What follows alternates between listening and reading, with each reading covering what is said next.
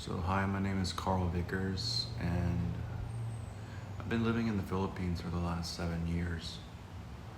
I came back to the US at the end of December 2019, and then I was going to seek treatment for PTSD at a clinic that specializes in PTSD in Boston, Massachusetts, at Massachusetts General Hospital. And it's a privately funded organization, and I got into it through a friend. So prior to leaving the Philippines, there was no COVID. There wasn't any warning signs or anything like that. I flew out of Philippines December 17th, 2019, because I was at my breaking point and I needed to get out, seek some real treatment, since there's not much mental health resources within the Philippines. We do have a VA. It's only an outpatient clinic there in Manila, in Pasay City, that I have used for the last 7 years since I left the military. And then what I did was I tried to arrange it before I left, but it really was still kind of tentative. So I had it scheduled by February, and then it got pushed to March, so I ended up going in March to Boston after I had been in Mississippi for like 3 months. And I went there, I went through like 1 week of treatment. They shut everything down because of the COVID. So they sent everyone home, and then by the end of July, they started rescheduling. So I got a date somewhere like in the middle of, or early part of August. And so I went there and I did that, got all the great treatment that I needed, and it's been really helping me out a lot. So since then, that's been the end of August that all of that was done. And then I got a lot of good materials that I can use, going forward. So during that time I was there in Boston, I actually realized that they came out with new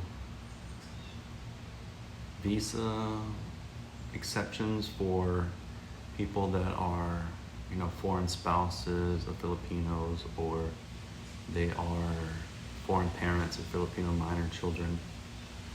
So I think those are like the only two conditions that, foreigners are allowed in the country at the time and up until now. So, I contacted the embassy in DC, I emailed them, and they got right back to me within an hour. And so I gathered all my stuff. I realized my passport was about to expire, so I needed to go ahead and renew that anyways. So what I did was send in my passport for renewal. The thing was that the passport agency from the State Department had been shut down since March, and they had just resumed operations by the end of July, so that they were like at very limited capacity with employees, essential personnel. So I sent my passport in once I got back from Boston. And then after that, I said, okay, I'll give it like 2 weeks before I try to check on anything. And then, the current wait times are approximately 8 weeks or more. So once I realized that my passport would be waiting, or I would be waiting for my passport by probably end of October, early November, I said, this can't work. I have plans to be back early October. So what I did was I talked to my congressman's office. They helped me out within less than 24 hours. They had, of course, had to do a little bit of paperwork, like a privacy release form. I wrote a little handwritten letter, scanned everything, sent it back. They emailed it to their congressional rep in the passport department at the Department of State. And within 9 a.m. that morning, within the next day, 9 a.m. that morning, they had sent the email to have it expedited, even though they're not doing any expedited services at this moment, or at this whole time since they started back up. And so what happened was I gave them a little brief explanation about my situation, why I came back for PTSD. I need to get back to my family. I have 2 small children, and my spouse is there. So within the next day, less than 24 hours, my passport had went from in process, which is step 1, to shipped. So it's just step 3. And so, that was a big win because it was a lot of weight on my shoulders of waiting for a government agency to do their thing. And so I got my passport back within 3 days in the mail. And then now I'm just waiting to fulfill my visa requirements. I am waiting until October, like the last day of September, early October, so that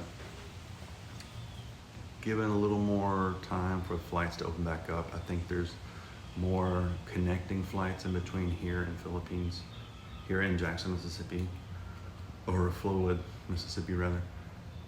And I live right across the street near the airport. So I've been, researching a lot, and I'm thinking that there'll be better connecting flight options along the way. So I will send in my passport and my requirements for such as my child's birth certificate, a few other things like that they need, and it's probably a week turnaround, 5 business days, something like that, is what I've seen from others. So once I get that back, my expected time of leaving here is October 8th, October 10th. And so I will be leaving Mississippi, where I've been the last 10 months. So I've gathered 2 balikbayan boxes of my things that I want to ship back to Philippines. I know it's typically 45 days, but I think it's sitting a little over 60 days right now for sea cargo. And my plan is to ship a lot of my things that I need, essentials. I have a house here in Mississippi that I can keep stuff here if I really need it, and just slowly ship things back, box by box, if I really need to. The balikbayan boxes are quite big, so if you get creative, you can fit many things in there.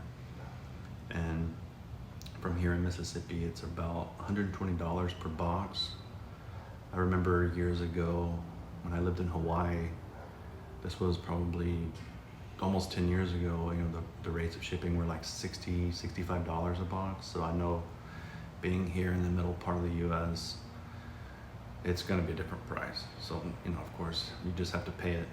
My plan is for when I get back to Philippines is to, be reunited with my child.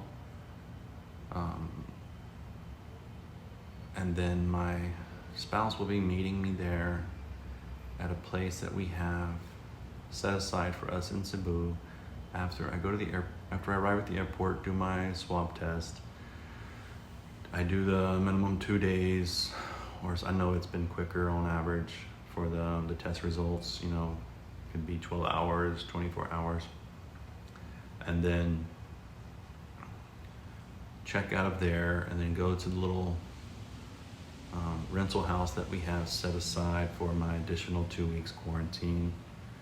That is mandatory by Philippine government, city government, wherever you go. And so that's what my plan is for now.